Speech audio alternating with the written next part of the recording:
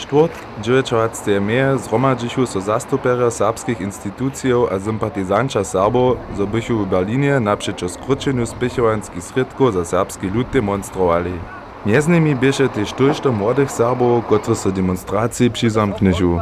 Z busami podachu so spěwajo a rozmowajo na puć.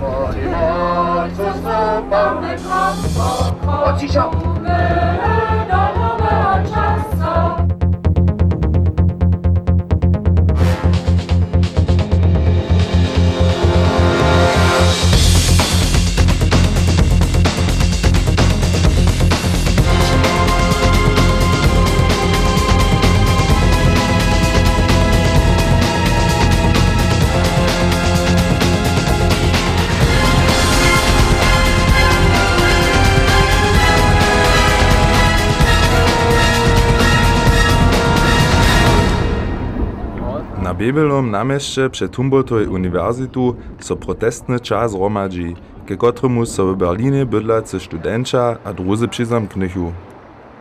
Někojci rozrečachu ještě posledne maličkosće, tamne wuhotowachu so z korojčkami a nalepkami. Mimo serbskich korojów, ludowej hudźby a bubonów, dachu so tež žony w narodnych drastach wuladać. W 16 hodźin poda so čas serbskich demonstrantów smir pariskeho namjesta před braniborskimi rodami, gdjež měješe so wjeršk podawka wotměć.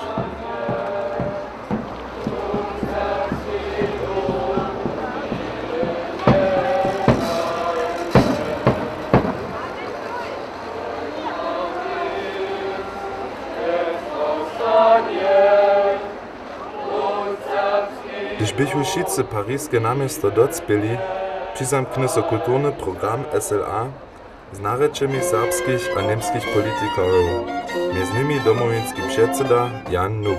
Nisu to tak zrozumili, so nejedná sa o páže Serbov o nekajku kultúrnu skupinu, reovace exotov, alebo samostatný národ, iž má po čłowiecim prawo przeżywienia, a to na zakładzie ramykowych umiejętności, kiż odpowiada naszym oprávneným a dopokázanym potrebnościom.